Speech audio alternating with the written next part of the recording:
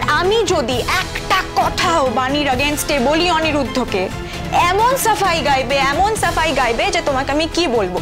আচ্ছা, ও কেন বাণীকে এত প্রোটেক্ট করে বলতে পারো? বাণী কে হয় ওর? বাণীর জন্য অনিরুদ্ধ এখন আমাকেও নেগলেক্ট করে। আস্তে বাবা, শরীর খারাপ হবে, আস্তে। এটাই আমি বলতে চাইছি সাথী, জানো তো, এইভাবে বাণী যদি যখন তখন এই অনিরুদ্ধ আর মৌলির মাঝখানে এসে পড়ে অশান্তি বাঁধায়, তাহলে ভবিষ্যতে যে কি হবে কিছুই বোঝা যাচ্ছে না। আর এই কথাটা আমি বারবার বলার চেষ্টা করছি অনিরুদ্ধকে, কিন্তু সে শুনতেই চাইছে না। তাই ভাবলাম যে দেখো, তোমার তো ছেলে, তুমি তো মা, তুমি বললে হয়তো শুনবে, এটাই আর কি। মাসিমা, সত্যি আমার না অবাক লাগছে আপনাদের মুখ থেকে এই কথাগুলো শুনে। যদি অন্য কেউ বলতো যারা অনিরুদ্ধকে চেনে না জানে না, তাহলে না হয় মানা যেত, কিন্তু আপনারা তো অনিরুদ্ধকে সেই ছোট্টবেলা থেকে চেনেন জানেন, তারপরেও অনিরুদ্ধ সম্পর্কে এই রকম অভিযোগ আপনি করতে পাচ্ছেন। আমি অনিরুদ্ধকে এমন কোনো শিক্ষা দিইনি যে অনিরুদ্ধ কোনো দৃষ্টিকটু কাজ করতে পারে। অনিরুদ্ধ যথেষ্ট রেসপন্সিবল, যথেষ্ট ম্যাচিওর্ড। অনিরুদ্ধর কাছে এই ফ্যামিলি আর সম্পর্ক এটাই সবার আগে।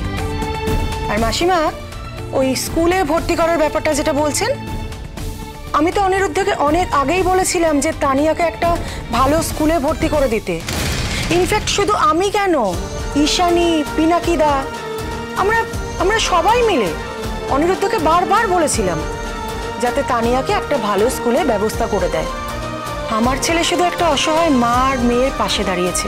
তাই মাসিমা, দয়া করে সেটাকে আপনি ছোট করবেন না। আন্টি, তুমি এখনো বুঝতে পারছো না যে বাণী কিভাবে অনিরুদ্ধকে বশ করেছে? আর কেউ বুঝুক না বুঝুক, আমি বুঝতে পেরেছি যে অনিরুদ্ধ কতটা পাল্টে গেছে। মৌলি, স্বামী স্ত্রীর সম্পর্কটা না বিশ্বাসের উপর দাঁড়িয়ে থাকে। আর তোমাদের তো এখনো বিয়েও হয়নি, তাই তোমার কাছে আমার রিকোয়েস্ট, তুমি তোমার আর অনিরুদ্ধর সম্পর্কের মধ্যখানে কিন্তু সন্দেহ ঢুকতে দিও না, কেমন? আর মাসিমা,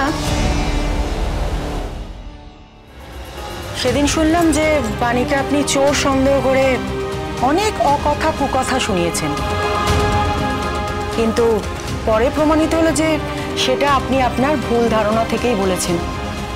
ঠিক তেমন এখনো যে কথাগুলো আপনি বলছেন না, সেটাও পরে প্রমাণিত হবে যে আপনি আপনার ভুল ধারণা থেকেই এই কথাগুলো বলছেন।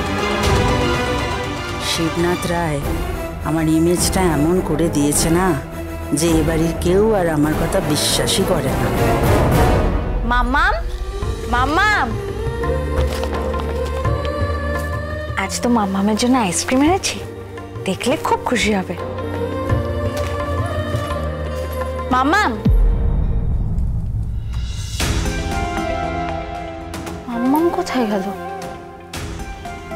নিশ্চয়ই ওই বাড়িতে ভালো দাদুর সাথে খেলছে, যাই গিয়ে নিয়ে আসি। ও মোর দরদিয়া, সোম থেকে রবি প্রতিদিন সন্ধ্যে ৭টায় স্টার জলসায় ও জিও হটস্টারে।